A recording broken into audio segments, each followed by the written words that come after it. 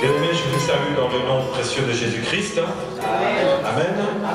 Donc aujourd'hui, c'est le cours numéro 25, les fondements de la foi. Et on est toujours dans le fondement numéro 2 avec le texte de base, dans Hébreux 6, 13, vous le connaissez maintenant, je vais quand même le relire. C'est pourquoi, c'est Hébreux 6, versets 1 à 3. C'est pourquoi, laissant les éléments de la parole de Christ, tendons à ce qui est parfait, sans poser de nouveaux fondements du renoncement aux œuvres mortes et de la foi en Dieu, de la doctrine du baptême, de l'imposition des mains, de la résurrection des morts, du jugement éternel. C'est ce que nous ferons si Dieu le permet. Et c'est ce que nous faisons parce que Dieu nous le permet, nous sommes là. Donc, on a vu le renoncement aux œuvres mortes, et mardi dernier, on a vu la première partie, c'était donc la foi en Dieu. On a vu qu'est-ce que c'est que la foi, comment la foi vient. Qui peut me rappeler comment la foi vient? Elle vient de ce qu'on entend. Après, deuxième élément, j'entends, je crois. Après, je crois, je confesse. Et ensuite, je le mets en pratique. La foi, elle s'installe. Donc je commence à le mettre en pratique. Et ensuite, maintenant, je vis par la foi.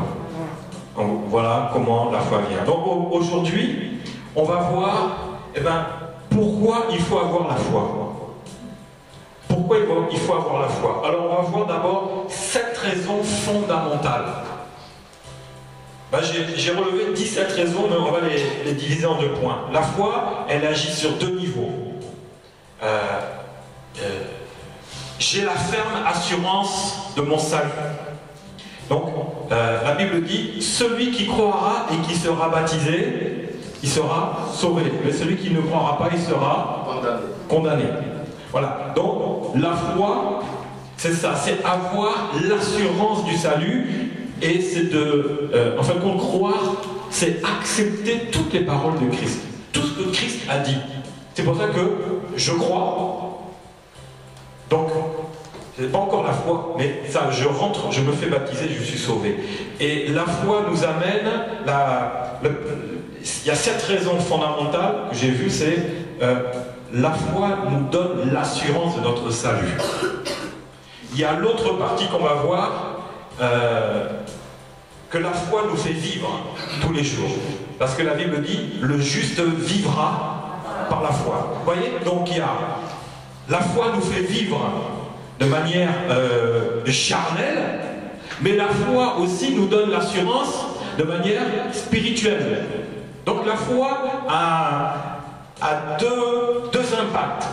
Sur le côté spirituel, j'ai l'assurance de mon salut, donc j'ai la foi en cela. C'est-à-dire que si quelqu'un vient avec une autre doctrine, avec d'autres paroles, ou essayer de casser les paroles de Jésus-Christ, comme on en voit beaucoup, je vous le dis, c'est que ta foi va rester et tu auras l'assurance de ton salut malgré tout ce que tu peux entendre. Parce que des gens viendront contre la parole de Christ pour t'amener, eux-mêmes ils ne croient pas et ils veulent chercher à t'imposer leur fausse doctrine qui dit que non, Jésus n'a pas fait ça, cela. Donc la foi, la ferme assurance de ton salut par la foi, c'est la foi qui va maintenir que tu as l'assurance du salut.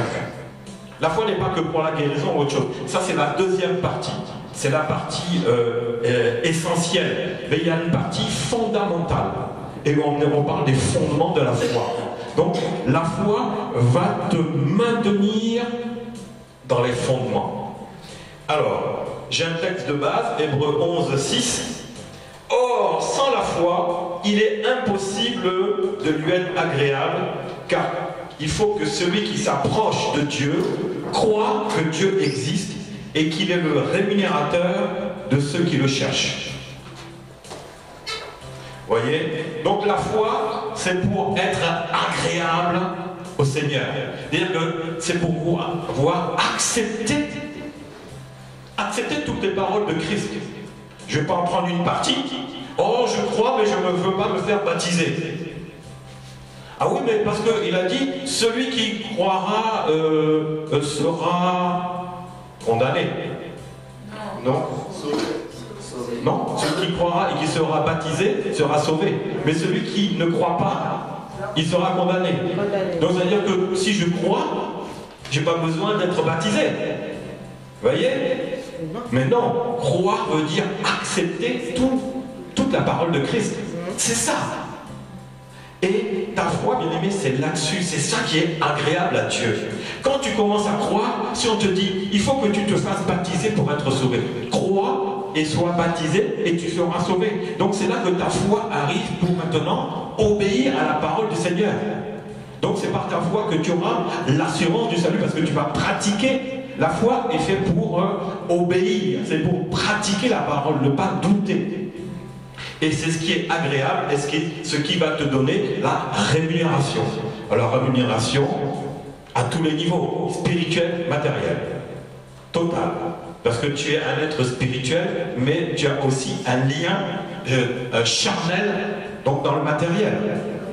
Alors, donc j'ai relevé 7 raisons fondamentales pourquoi il faut avoir la foi.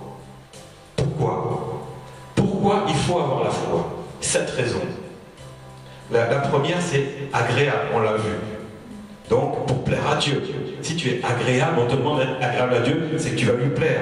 Alors, Jacques 1, 6 à 8 dit, mais qu'il la demande avec foi sans douter.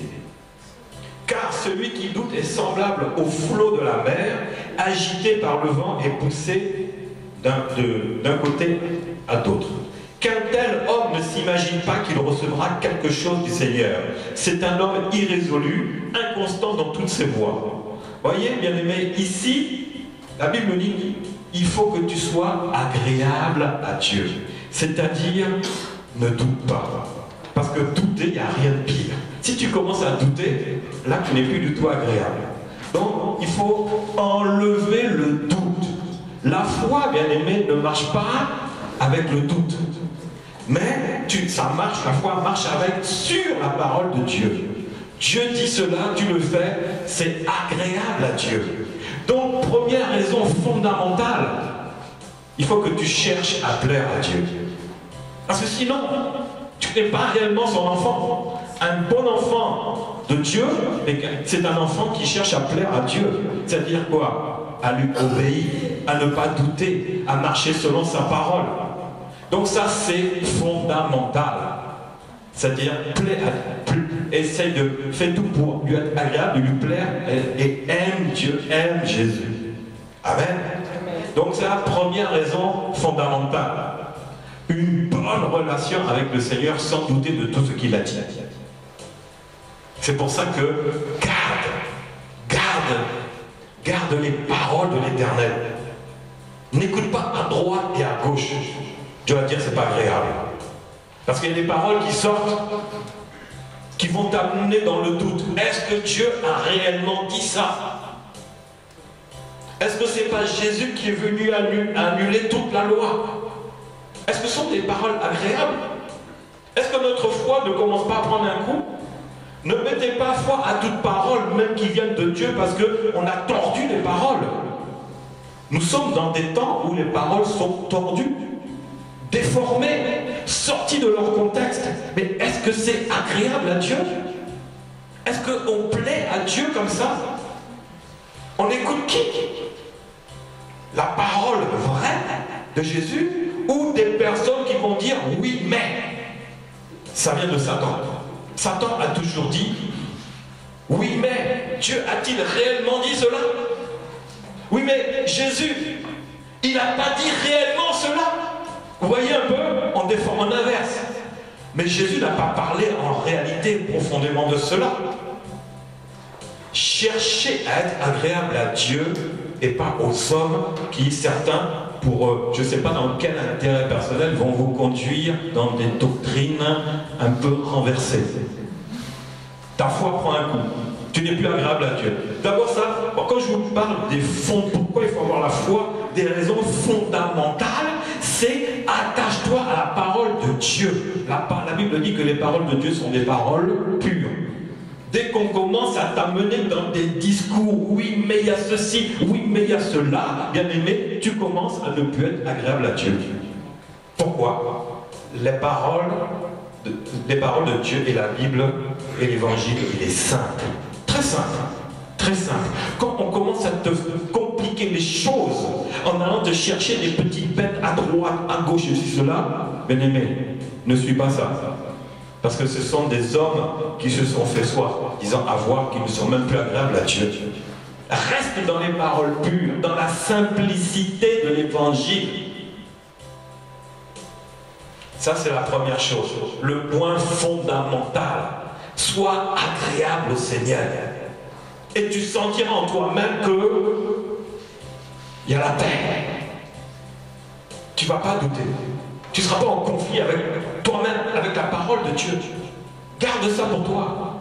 Si tu sens qu'il n'y a pas la paix dans ce qu'on te dit, fuis, va-t'en. Parce que la Bible dit que les fruits de l'esprit, c'est, il y a la paix dedans.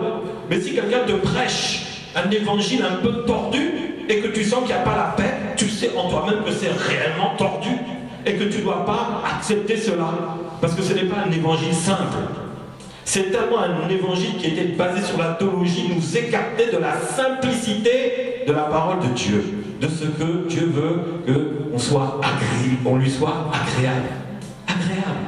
Si tu sais que tu m'es agréable, tu seras en paix. Et quand tu me verras, ça se verra. Ton visage sera en paix. C'est vrai ou pas?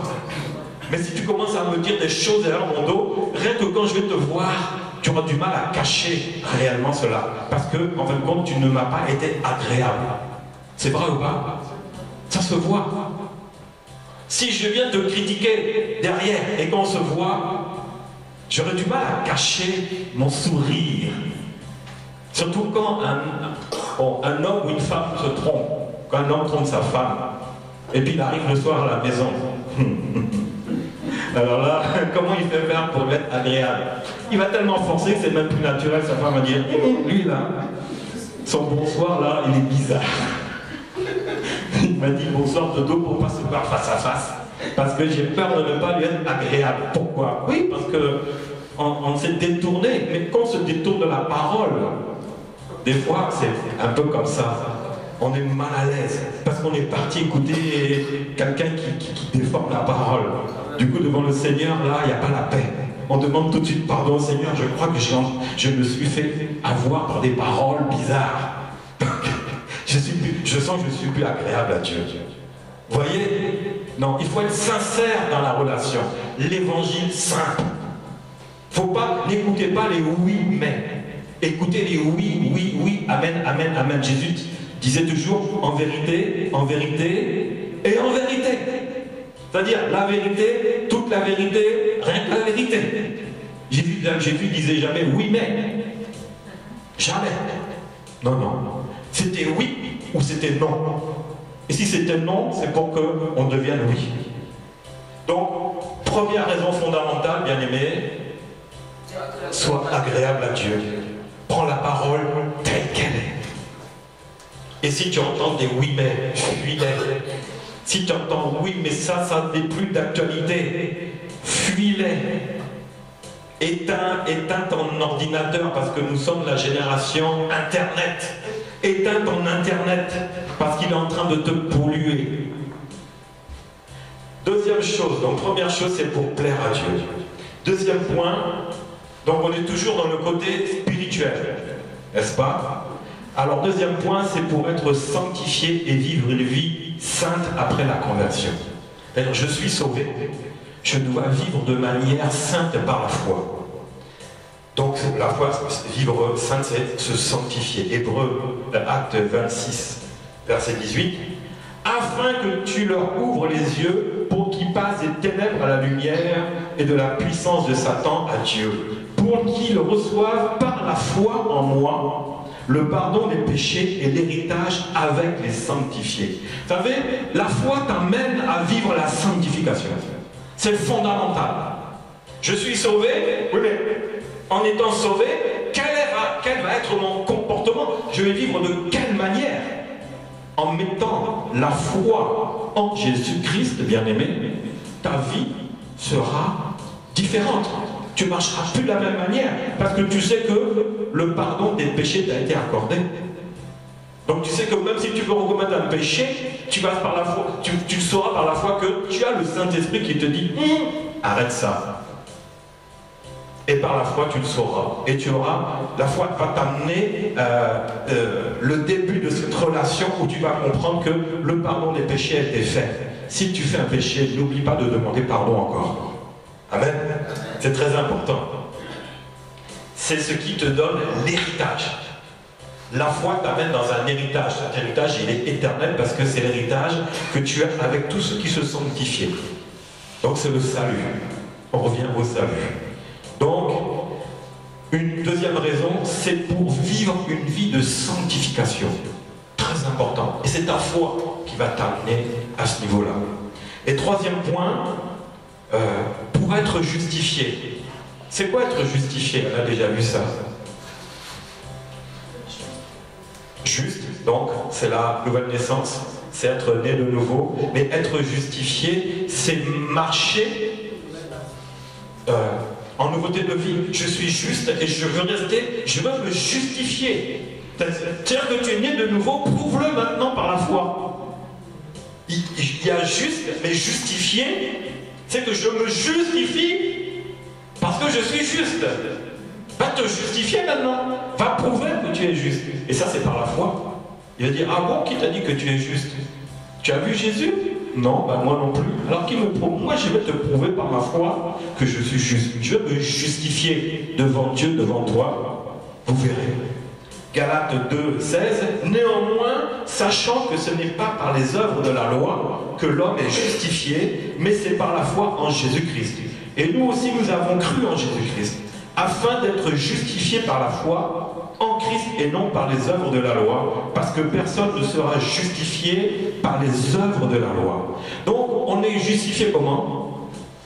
En confessant Jésus-Christ, en croyant en Jésus-Christ. Amen. Amen. Mais après, c'est en marchant dans cette vie-là, et plus par les œuvres de la loi. Vous voyez, les œuvres de la loi, c'est pas ça qui nous rend justes, c'est pas ça qui nous justifie. Tu es justifié parce que tu as eu la foi en Jésus-Christ, et maintenant tu as cru en Jésus-Christ. Maintenant, par ta foi, tu marches de manière juste. C'est fondamental. C'est-à-dire que tu marches selon les Écritures. Tu marches selon les Écritures, selon la parole du Seigneur. Donc, point numéro 3, pour être justifié. Quatrième raison fondamentale, pour être sauvé. Jacques 5,15 dit, la prière de la foi sauvera le malade et le Seigneur le relèvera. S'il a commis des péchés, il lui sera pardonné. Donc, quand on dit la prière de la foi sauvera le malade, est-ce que ça sauve le malade ou ça guérit le malade? Parce que le malade, il a besoin de quoi? D'être guéri. Mais là, on parle de quoi? D'être sauvé. C'est-à-dire que la prière de la foi va sauver le malade. Donc celui qui est malade dans quoi? Dans la foi. Il est malade dans la foi. Sa foi, elle est faible. Il a besoin de prier pour que sa foi augmente, et comme ça, c'est le Seigneur va le relever. Et s'il a commis des péchés, il lui sera pardonné. On l'a vu dimanche, qui a été pardonné comme ça? C'était qui? La femme. La femme pécheresse. La prostituée. Voilà, la prostituée. Elle s'est mise aux pieds de Jésus. Elle a demandé pardon. Elle a pleuré aux pieds de Jésus au lieu de pleurer sur sa prostitution. Et Jésus a dit, comme elle a beaucoup aimé, ses péchés sont pardonnés. Sa foi, elle s'est été relevée un coup. Mais la foi de celui qui était en face, là, c'était qui? C'était Simon, le pharisien. Sa foi, elle est restée malade. Malade. Il y en a qui sont malades de la foi. Ils ont la foi, mais ça ne va pas. Donc c'est très important. Il faut que la foi, c'est fondamental. Il faut que ta foi se relève. Il faut qu'elle soit guérie. Parce qu'il y en a qui ont la foi très très basse. Et autre point, donc numéro 5, pour être aussi guéri afin de vivre le surnaturel. Parce que la guérison par la foi, elle est pas humaine. Elle vient pas, elle n'est pas médicale. Elle est quoi? Elle est surnaturelle. C'est du surnaturel, c'est du spirituel, mais qui se manifeste. Le spirituel, on ne le voit pas, mais le surnaturel, on le voit, parce que c'est la manifestation. Quand on voit des choses qui sont surnaturelles, c'est sur le naturel. Le naturel existe et ça vient par-dessus. Donc c'est quelque chose qu'on peut voir, qu'on peut toucher. Acte 3,16 dit, c'est par la foi en son nom que son nom a raffermi celui que vous voyez et que vous connaissez. C'est la foi en lui qui a donné à cet homme cette entière guérison en présence de vous tous. Donc la foi, bien-aimé, va t'amener à ce que ton corps soit guéri, pour que ta foi ne soit pas fragilisée. D'un côté, spirituellement, j'ai la foi, mais de l'autre côté, le corps, il est malade. Non. La foi vient au secours de tout ton être entier. C'est-à-dire que ton esprit est sauvé par la foi, tu as l'assurance du salut, n'est-ce pas? Mais il faut aussi que ton corps vive cela.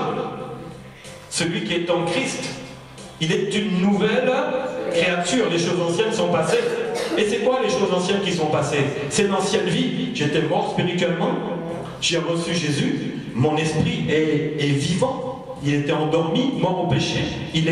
On va dire qu'il est réveillé, il est ressuscité. Mais les choses anciennes sont passées, c'est quoi? Si j'avais un problème dans mon corps, la maladie, il faut savoir que ça s'en va. Et là, c'est là qu'il faut que je mette ma foi.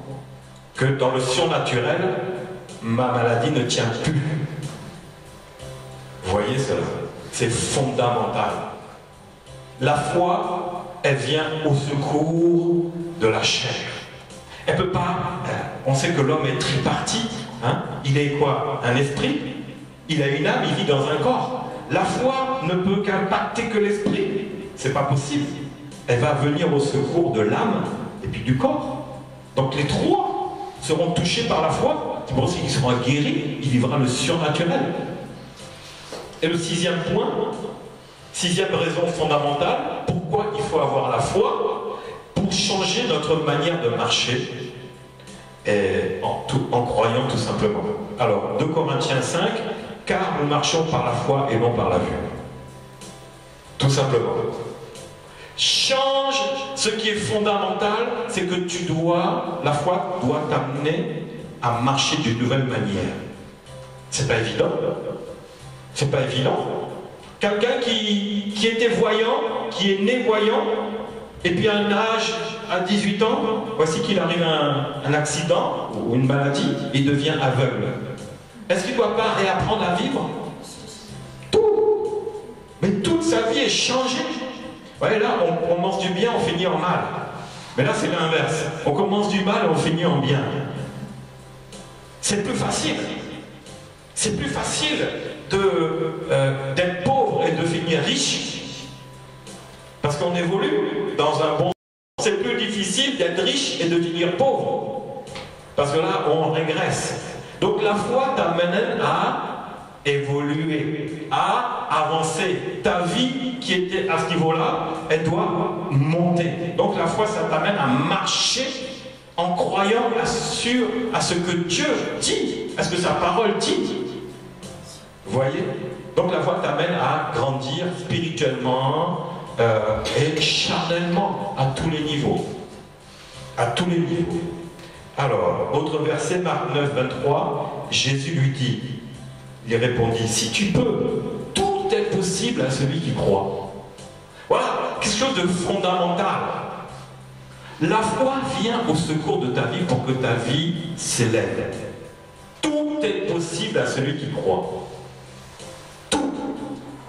Acte 8, 37, Philippe dit, c'était Philippe avec l'eunuque dans le désert, si tu crois de tout ton cœur, cela est possible. Et l'eunuque répondit, je crois que Jésus-Christ est le Fils de Dieu. Vous voyez, il faut croire. Il faut mettre ta foi. Il faut marcher par la foi et non par la vue. On a entendu dimanche, l'homme regarde à ce qui frappe aux yeux, mais Dieu regarde au cœur.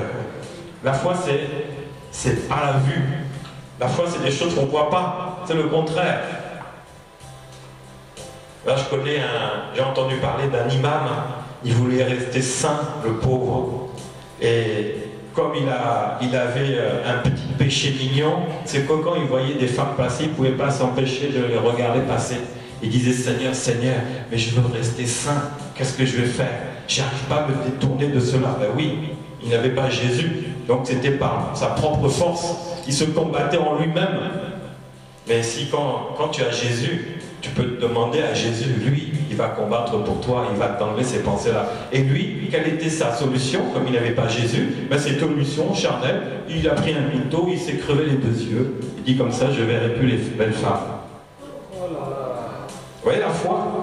Elle n'est pas chère. Il dit, lui, je peux marcher selon la vue, de me crever les yeux. Non mais c'est pas ça. Et tes pensées, même tu as les yeux crevés, tu vas penser aux images. Dans ton passé, dis, ah, je me souviens des belles femmes, comme je ne peux plus les voir, je vais les voir dans mon passé. Parce que mon présent ne me permet plus de les voir, donc je vais vivre dans mes souvenirs. Statue de sel, tu es mort, ça ne change rien. Mais ce n'est pas ta foi qui peut te sauver, ce n'est pas ta foi qui peut te libérer de tes propres problèmes. C'est pas ta foi sur toi-même, sur tes idées bizarres. Lui, il a des idées vraiment très bizarres. Hein, Dieu lui a donné des yeux, et bien lui, il a enlevé ses yeux. Tu n'as pas le droit d'enlever ce que Dieu t'a donné, n'est-ce pas? Oui. L'acte qu'il a commis, il a péché devant Dieu. Oui. C'est un péché parce qu'il a enlevé ce que Dieu lui a donné.